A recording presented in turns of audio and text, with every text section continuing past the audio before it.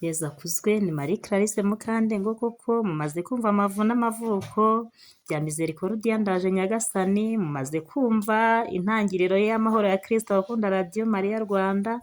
Muri aka kanya reka tuvugishe umuvandimwe, aha yari akiri umwana mutoya, murabona ko hano yari kumwe na mama wiwe, urabona yuko byari bitoroshye, ariko reka tubanze ijambo ry'Imana twasomewe uyu munsi mu ivanjiri ya Matayo, umutwe wa 10 umurongo wa 37 kugera ku wa 42. Haravuga ngo gukurikira Yezu biruta byose, ukunda se cyangwa nyina kunduta ntakwiriye kuba uwanjye, ukunda umuhungu cyangwa umukobwa we kunduta ntakwiriye kuba uwanjye, udatwara umusaraba we ngo ankurikire ntakwiriye kuba uwanjye.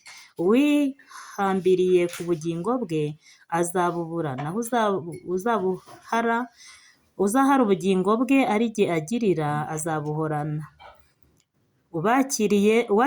Ubakiriye neza ni jye aba yakiriye, n'unyakiriye aba yakiriye uwantumye. Uwakiriye neza umuhanuzi kuko ari umuhanuzi azahabwa ingororano y'umuhanuzi, n'uwakiriye intungane neza kuko ari intungane azahabwa ingororano y'intungane. Uzaba yarahaye icyo kunywa umwe muri abo baciye bugufi, naho rwaba uruho rw'amazi afutse, kuko ari umwigishwa wanjye, ndababwira ukuri ntazabura ingororano ye. Kristo Yezu akuzwe. Reka rero mbahe Pacifique nawe abavugishe. Kristo Yezu akuzwe. Yabasuhuje mwese, ni Gikatrice Pacifique.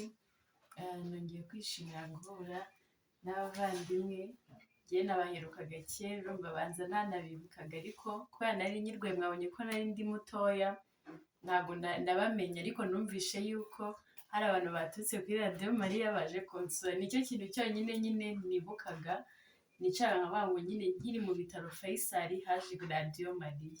Rero nongeye kwishimira kubabona, kandi nkumva ko uwo munsi muza kunsura Faisal ko mwahise mutangira urugendo rwiza mukajya mukora igikorwa nk'iki ngiki cy'urukundo. Nabishimiye cyane. Kristo Yezu akozwe. Reka duhe na Presidente agira icyo atubwira. Kristo Yezu akozwe. Twagiye kwishimira kuba twagize umuvandimwe watumye tubaho uyu munsi wa none, twaje mu gikorwa cy'impuhwe zikomeza kuturanga kugeza ubu ngubu. Turabishimiye, ndashishikariza bagenzi bacu twatangiranye, ari abari mu Rwanda, ari abari Bugande, ari n'abari Burundi, mwese muze dukomeze dukora ibikorwa by'urukundo. N'undi wese ntabwo duheje. Misericordia Ndaje Nyagasani yakira buri wese ushaka gukora ibikorwa by'urukundo. Murakoze. Kristo Yezu akuzwe. Iteka ryose. Yezu akuzwe. Hari n'umuvandimwe babana, Pacifique ni imfubyi, nta papa we nta mama we, ariko icyo gihe mama yari ahari, ariko muri uyu mwaka muri 2023 bajya yitabye Imana. Ubu uyu munsi ari kumwe n'umuvandimwe babana hano Kabeza, nawe yagira icyo atubwira ku mibanire yabo cyangwa se uko bimeze. Muri make nawe tumuhaye ijambo. Kristo Yezu akuzwe. Iteka ryose. Murakoze, twabishimiye kandi tubasabira umugisha ku Mana kubwo urukundo mukomeze nyine kugaragariza abantu iby'agaciro.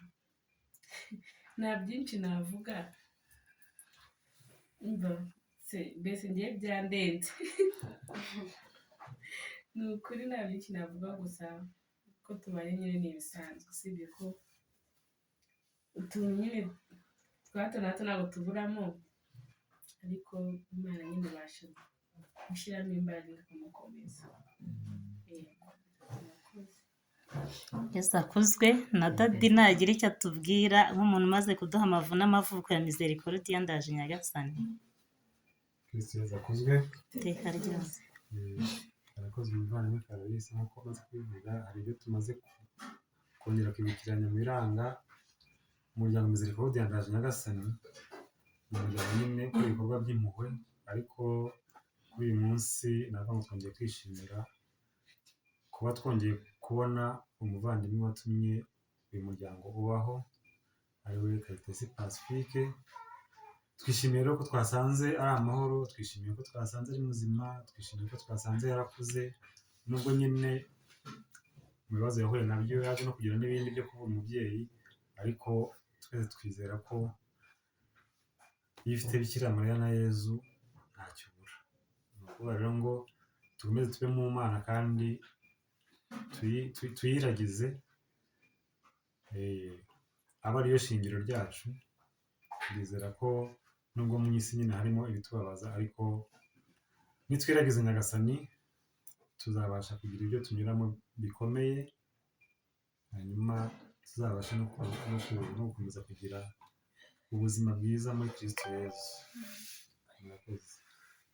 Yesu akuzwe.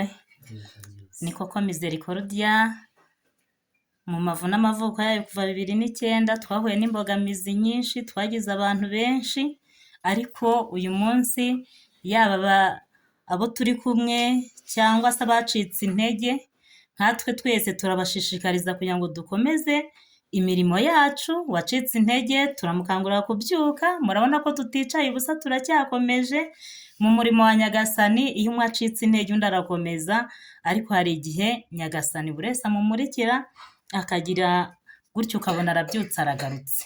Ni koko twatangiye turi benshi, hari abagenda bacika intege, ariko uyu munsi wa none abahari twese turakora.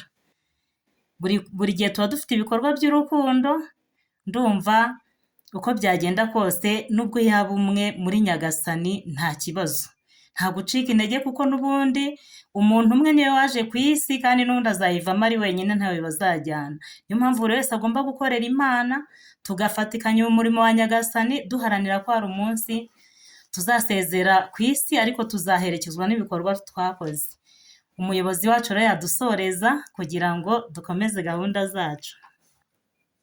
Murakoze cyane, kadusoze dushima Imana.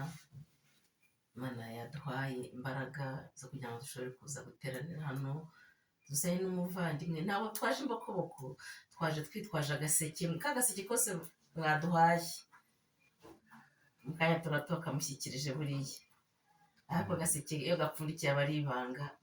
Murakoze. Nzayisingiza mbwire bose ibyiza yankoreye, nzayibyinira nteze amaboko nsohoze n'ubutumwa yampaye.